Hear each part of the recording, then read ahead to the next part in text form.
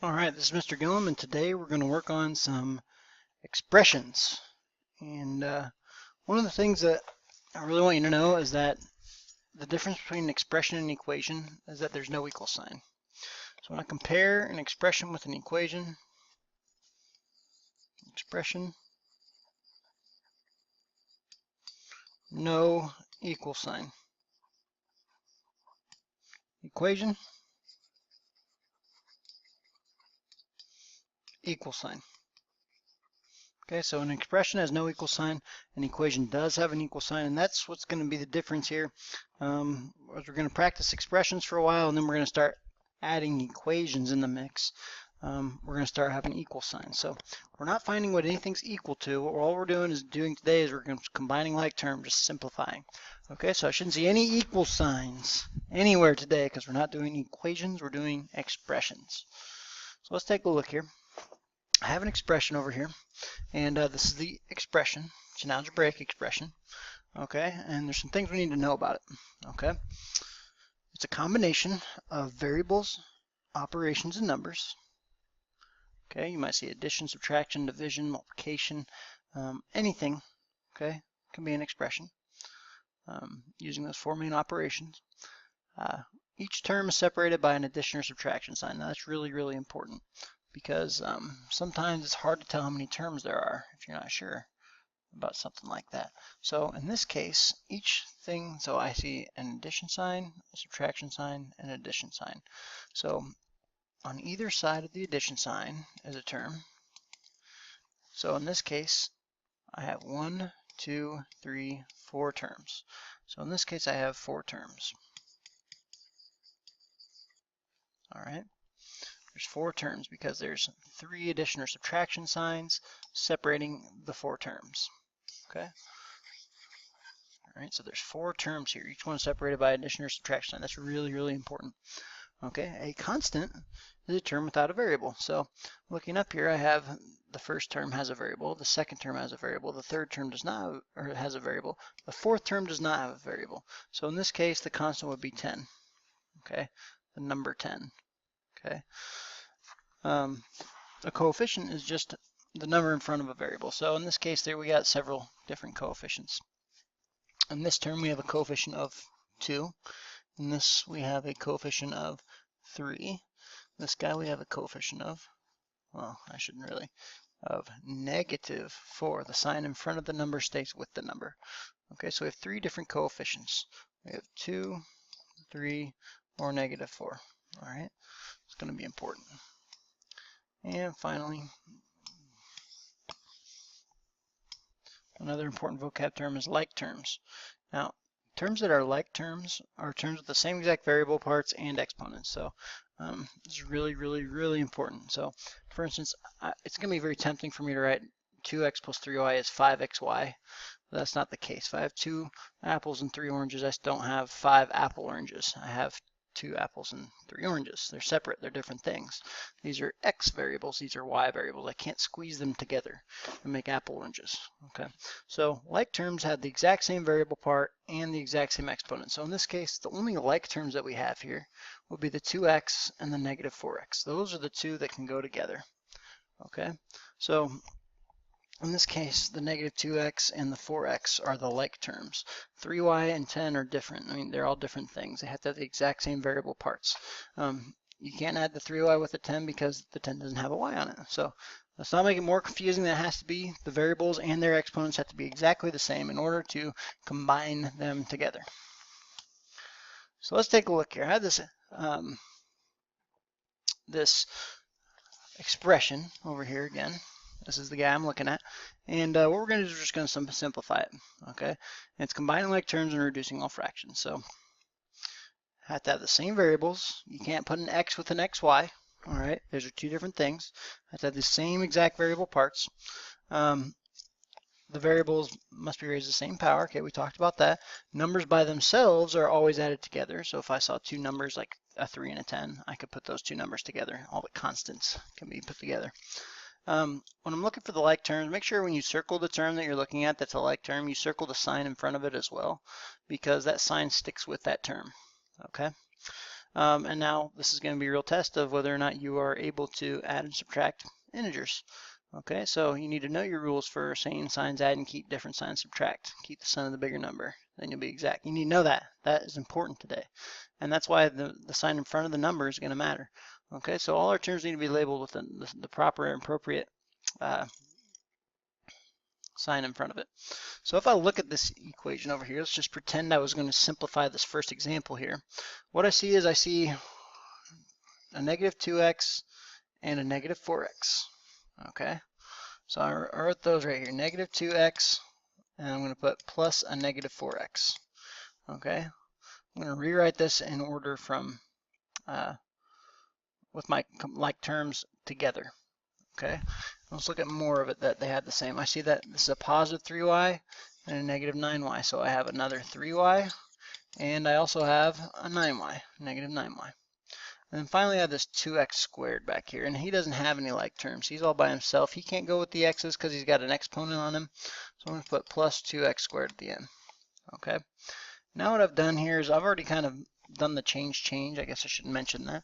The change already kind of happened because when I wanted to put this negative 2, I put it negative 2x, and then also and a negative 4x.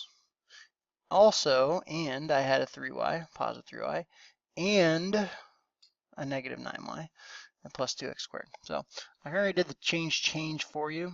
I could also write it as negative 2x minus 4x plus 3y minus 9y plus 2x squared. But as you can see, once I do my change, it's the same exact thing either way. All right, so hopefully you caught that, but I prefer just to leave it the first way. Okay, so now that I have my my terms together, I can combine them together. Negative 2x plus negative 4x, same signs, add and keep. So negative 6x. And I also have these like terms, positive 3y and negative 9y. Different signs, subtract. 3 plus negative 9 is really just different signs, subtract. So 9 minus 3 is 6. And in this case, keep the sign of the bigger number. So 9 was negative, we're going to keep it negative 6y. And then finally, just my 2x squared at the end. All right. So same signs, add and keep. Different signs, subtract. 9 minus 3 was 6.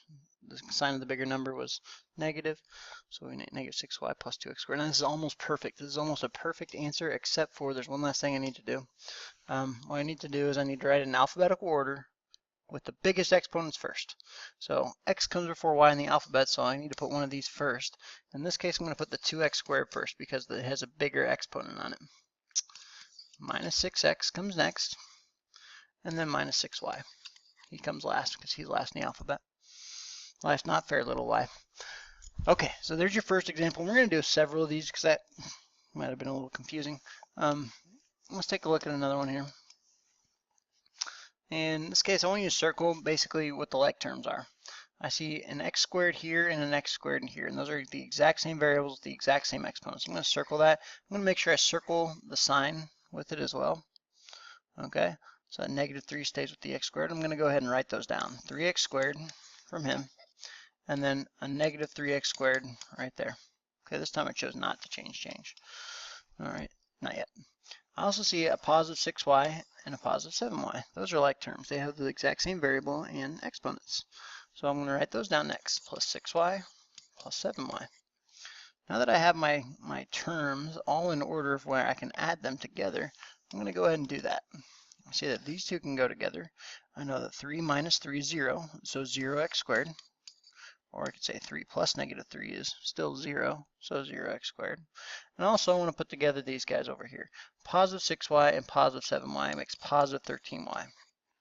This is almost perfect, except for I don't need to write 0x squared. 0 times anything is still 0, and 0 plus 13y is still 13y. So my actual answer is just going to be one term, 13y.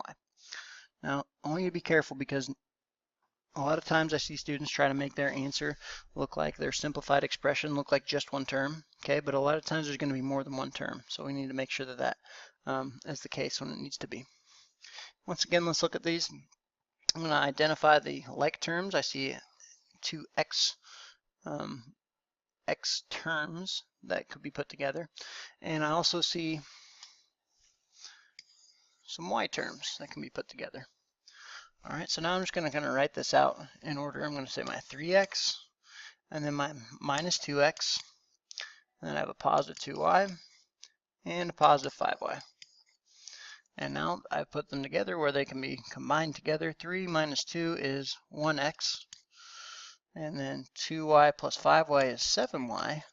Now I wouldn't write 1x, I would just write x plus 7y, and that would be my answer. Now, do not try to squeeze those together. That cannot be 8xy, okay? 8xy is a no-no, okay? You can't combine x's with y's. They're separate things, okay?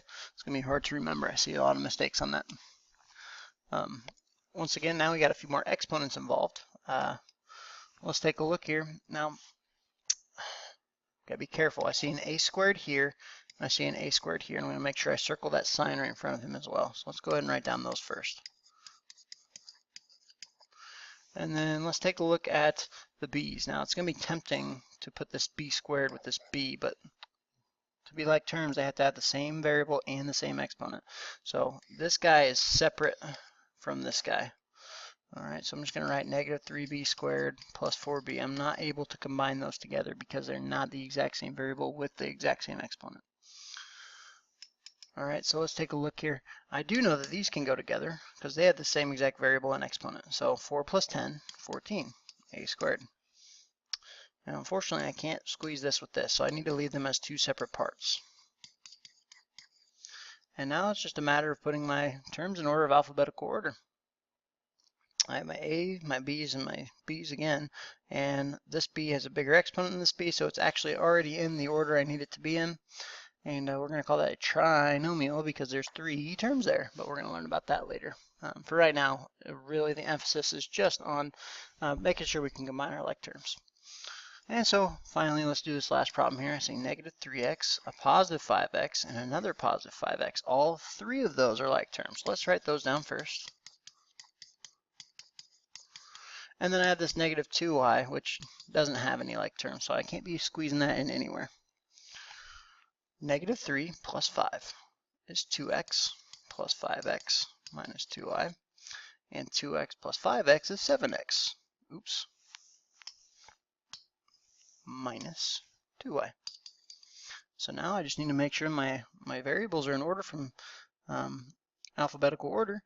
And they are. X comes before y in the alphabet, so my answer is 7x minus 2y. Please do not change this to 5xy.